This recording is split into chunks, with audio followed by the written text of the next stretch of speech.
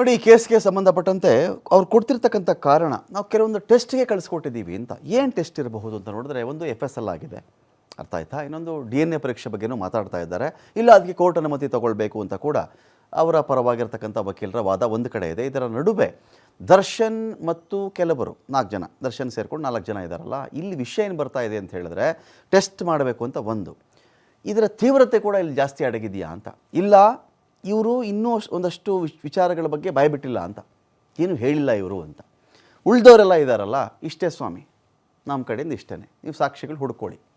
ಪವಿತ್ರ ಗೌಡ ಆಗಿರಲಿ, ಅಥವಾ ಇದ್ಯಾರೋ ಪವನ್ ಆಗಿರಲಿ, ರಾಘವೇಂದ್ರ ಆಗಿರಲಿ, ನಂದೀಶ್ ಆಗಿರಲಿ, ಜಗದೀಶ್, ಅನುಕುಮಾರ್, ರವಿಶಂಕರ್, ಇಷ್ಟೂ ಜನ ಇದ್ದಾರಲ್ಲ, ಇಷ್ಟೇ ಸ್ವಾಮಿ, ನಮಗೆಲ್ಲ ಹೇಳಿಬಿಟ್ಟಿದ್ದೀವಿ, ಆಯಿತು, ಮನೆ ಸರ್ಚ್ ಮಾಡ್ತೀರಾ ಮಾಡಿ, ಮೈಸೂರಿಗೆ ಹೋಗಿದ್ದೀರಾ ಹೋಗಿ, ಶೆಡ್ಡಲ್ಲಿ ಚೆಕ್ ಮಾಡ್ತೀರಾ ಚೆಕ್ ಮಾಡ್ಕೊಳ್ಳಿ, ನಮಗೆ ಗೊತ್ತಿರೋ ಮಾಹಿತಿ ಎಲ್ಲ ಹೇಳಿಬಿಟ್ಟಿದ್ದೀವಿ ಅಂದಾಗ ಹೇಳಿಬಿಟ್ರೆ ಬಿಟ್ಟುಬಿಡಲ್ಲ. ಅವರು ಹೇಳಿದ್ದಕ್ಕೆ ಪೂರಕವಾಗಿ ಅವರ ಮನೆ ಬಳಿಯೋ ಶೆಡ್ಡಲ್ಲೋ ಏನಾದರೂ ಸಾಕ್ಷ್ಯ ಸಿಕ್ಕಿದರೆ ಅಲ್ಲಿಗೆ ನಮಗೆ ತನಿಖಾ ಪರ್ಪಸ್ನಿಂದ, ತನಿಖಾ ಉದ್ದೇಶಗಳಿಂದ ಇವರ ಅವಶ್ಯಕತೆ ಇನ್ನೂ ನಮಗೆ ಪೊಲೀಸ್ ಠಾಣಾ ವ್ಯಾಪ್ತಿಯಲ್ಲಿ ಇಲ್ಲ, ಕಳಿಸಬಹುದು ತಾವು ನ್ಯಾಯಾಂಗ ಬಂಧನಕ್ಕೆ ಅಂತ ಪೊಲೀಸರು ಹೇಳಿಬಿಡ್ತಾರೆ. ಅಲ್ಲಿಗೆ ಅವ್ರ ಕಥೆ ಮುಗೀತು. ಈ ಪೊಲೀಸ್ ಕಸ್ಟಡಿ ವಿಚಾರಕ್ಕೂ ಅವ್ರಿಗೂ ಇನ್ನು ಸಂಬಂಧ ಬರಲ್ಲ. ಇನ್ನೊಂದು ಕಡೆಯಲ್ಲಿ ದರ್ಶನ್ ವಿಚಾರಕ್ಕೆ ಬರೋದಾದರೆ, ಶೆಡ್ಡಲ್ಲಿ ಏನು ಸಿಕ್ಕಿದೆಯೋ, ಅವ್ರ ಹೇರ್ ಸ್ಯಾಂಪಲನ್ನು ತೊಗೊಂಡಿರ್ತಾರೆ, ರೇಣುಕಾಸ್ವಾಮಿ ಬಾಡಿ ಮೇಲಾಗಿರ್ತಕ್ಕಂಥ ಗಾಯಗಳು, ಬಳಸಿರಬಹುದಾದ ಆಯುಧಗಳು, ಅದನ್ನ ಯಾವುದೋ ಟೆಸ್ಟ್ಗೆ ಕೊಟ್ಟಿರ್ತಾರೆ.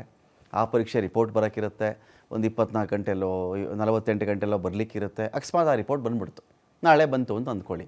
ಆಗ ನಾವು ಮತ್ತೆ ಪ್ರದೋಷ್ನೋ, ದರ್ಶನ್ನೋ, ಅಥವಾ ಇನ್ಯಾರೋ ವಿನಯ್ನೋ, ಇನ್ಯಾರನೋ ಕರೆದು ವಿಚಾರಣೆ ಮಾಡಬೇಕು ಅಂದರೆ ಅವ್ರು ಜುಡಿಷಿಯಲ್ಗೆ ಹೋಗ್ಬಿಟ್ಟಿದ್ದಾಗ ವಿಚಾರಣೆ ಮಾಡೋಕ್ಕಾಗಲ್ವಲ್ಲ. ಅದಕ್ಕೇನು ಮಾಡ್ತಾರೆ ಅವರು, ಇಷ್ಟು ಜನ ಕೊಟ್ಬಿಡಿ ಸ್ವಾಮಿ, ರಿಪೋರ್ಟ್ ಒಂದಷ್ಟು ಪೆಂಡಿಂಗ್ ಇದೆ, ತೋರಿಸಿದ್ರು ಪೊಲೀಸರು, ತೋರಿಸಬಹುದು. ಏನಿದು ಪೂರ್ತಿ ಕೋರ್ಟ್ಗೆ ವಿರುದ್ಧವಾದದ್ದು ಅಂತೇನಲ್ಲ, ನ್ಯಾಯಾಂಗ ಪ್ರಕ್ರಿಯೆಗಳಲ್ಲಿ ಇದು ವಿರುದ್ಧವಾದದ್ದು ಅಂತ ಏನಲ್ಲ. ಕೋರ್ಟ್ಗೆ ಅದನ್ನು ಹೇಳಿದ್ದಾರೆ ಅವರು, ನ್ಯಾಯಾಧೀಶ ಕನ್ವಿನ್ಸ್ ಆದರು. SPP ಪ್ರಸನ್ನಕುಮಾರ್ ಇವರು ಇದ್ರ ಬಗ್ಗೆ ವಾದವನ್ನು ಮಾಡಿದ್ದಾರೆ. ಇವರು ಬೇಕಾಗುತ್ತೆ ಅಂಥೇಳಿ ಪ್ರದೋಷ್, ವಿನಯ್, ಧನರಾಜ್ ಕಸ್ಟಡಿಗೆ ಇದೀಗ ಕೋರ್ಟ್ ಒಪ್ಪಿಸಿದೆ. ಆನಂತರ ದರ್ಶನ್ ಸೇರಿ 4 ಮಂದಿ ಮತ್ತೆ ಪೊಲೀಸ್ ಕಸ್ಟಡಿಗೆ ಹೋಗ್ತಾರೆ. ಅನ್ನಪೂರ್ಣೇಶ್ವರಿ ನಗರ ಪೊಲೀಸ್ ಠಾಣೆಯಲ್ಲಿ ಇವತ್ತು ರಾತ್ರಿ ಊಟ ಅಲ್ಲೇ ಇವರಿಗೆ. ಸೊ ಹಾಗಾಗಿ ಅಲ್ಲಿ ಕೂಡ ವಿಚಾರಣೆ ನಡೆಯುತ್ತೆ ದರ್ಶನ್ ಸಹಿತವಾಗಿ. ಅವ್ರಿಗೆ ಏನಾದರೂ ಮಾಹಿತಿ ಬೇಕಾದರೆ ಇವರಿಂದ ಡಿಗ್ ಮಾಡಿಕೊಂಡು ತಗೊಳ್ತಾರೆ. ಉಳಿದವರು ಅನ್ನಪೂರ್ಣೇಶ್ವರಿ ಪೊಲೀಸ್ ಠಾಣೆಯ ಮಟ್ಟಿಗೆ ನಿರಾಳರಾಗ್ಬಿಟ್ರು. ಅಯ್ಯೋ, ನಾವಿನ್ನಲ್ಲಂತೂ ಹೋಗಂಗಿಲ್ವಲ್ಲಪ್ಪ, ಸಾಕು ಆಯಿತು ಅಂಥೇಳಿ ಅವರೆಲ್ಲರೂ ಕೂಡ ಪರಪ್ಪನಗ್ರಹದ ಕಡೆಗೆ ನಡೀತಾ ಇದ್ದಾರೆ. ಈಗ ಪವಿತ್ರ ಗೌಡ, ಪವನ್, ರಾಘವೇಂದ್ರ, ನಂದೀಶ್, ಜಗದೀಶ್, ಅನುಕುಮಾರ್ ಮತ್ತು ರವಿಶಂಕರ್, ಇಷ್ಟು ಜನ. ಇದರಲ್ಲಿ A1 ಪವಿತ್ರ ಗೌಡ, A3 ಪವನ್. ಈ ಡೆಡ್ಲಿ ಗ್ಯಾಂಗ್ ಇತ್ತಲ್ಲ, ಈ ಡೆಡ್ಲಿ ಗ್ಯಾಂಗಲ್ಲಿ ಅನೇಕ ವರ್ಗೀಕರಣಗಳಿದೆ. ಇದರಲ್ಲಿ ಸಂಚು ಮಾಡಿದವ್ರು ಯಾರು, ರೇಣುಕಾಸ್ವಾಮಿನ ಟ್ರ್ಯಾಪ್ ಮಾಡಿದವ್ರು ಯಾರು, ರೇಣುಕಾಸ್ವಾಮಿನ ಅಲ್ಲಿಂದಲ್ಲಿಗೆ ಕಾರಲ್ಲಿ ಕೂರಿಸ್ಕೊಂಡು ಬಂದವ್ರು ಯಾರು, ಆನಂತರ ಶೆಡ್ಡಿಗೆ ಕರ್ಕೊಂಡು ಬಂದವ್ರು ಯಾರು, ಅಲ್ಲಿ ಯಾರು ಮಾರಣಾಂತಿಕವಾಗಿ ಹೊಡೆದಿದ್ದಾರೆ ಅವನಿಗೆ, ಅವನು ಸತ್ತೇ ಹೋದ್ನಲ್ಲ, ಇದಕ್ಕೆ ಕಾರಣಕರ್ತರು ಯಾರು, ಡಿವೈಸ್ ಕೊಟ್ಟವ್ರು ಯಾರು, ಈ ರೀತಿ ಒಂದು ಬೈಫರ್ಕೇಷನ್ ಇದೆ. ಅಲ್ಲಿ ಒಂದು ವಿಭಜನೆ ಮಾಡ್ಕೊಳ್ತಾರೆ, ಒಂದು ವಿಂಗಡಣೆ ಮಾಡ್ಕೊಳ್ತಾರೆ. ಅಲ್ಲಿ ಆ ವಿಂಗಡಣೆ ಮಾಡಿಕೊಂಡು, ಜೊತೆಗೆ ವಿಂಗಡಣೆ ಮಾಡ್ಕೊಂಡ ತಕ್ಷಣ ಇವರು ಯಾರನ್ನೋ A7 ಒಳಗಡೆ ಹಾಕ್ಬಿಡಿ, A8 ಬಿಟ್ಟುಬಿಡಿ, ಹಾಗಲ್ಲ. ಅವರ ವಿಚಾರಕ್ಕೆ ಸಂಬಂಧಪಟ್ಟಂತೆ ಪೂರ್ತಿ ಮಾಹಿತಿ ಅವರು ಹೇಳಿದರೆ ಮಾತ್ರ ಸಾಧ್ಯ.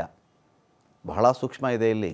ಇನ್ನೂ ಯಾರಾದರೂ ಮೊಂಡುತನ ಮಾಡ್ತಾ ಇದ್ದರೆ, ಅಥವಾ ಅವ್ರ ಬಗೆಗಿನ ಒಂದಷ್ಟು ಪರೀಕ್ಷಾ ವರದಿಗಳು ಅಪೂರ್ಣವಾಗಿದ್ದಾಗ ಮಾತ್ರ ಮತ್ತೆ ಪೊಲೀಸ್ ಕಸ್ಟಡಿಗೆ ತಗೊಳ್ಬಹುದಾಗತ್ತೆ. ಆ ದೃಷ್ಟಿಯಿಂದ ದರ್ಶನ್ ಸಹಿತ 4 ಅನ್ನಪೂರ್ಣೇಶ್ವರಿ ನಗರ ಪೊಲೀಸ್ ಠಾಣೆಯಲ್ಲಿ ಇನ್ನೂ ಕೂಡ 48 ಗಂಟೆಗಳ ಕಾಲ ಇರಬೇಕಾಗತ್ತೆ. ಅವರು ಅಲ್ಲಿದ್ದು ವಿಚಾರಣೆಯನ್ನು ಅವರು ಫೇಸ್ ಮಾಡಬೇಕಾಗತ್ತೆ.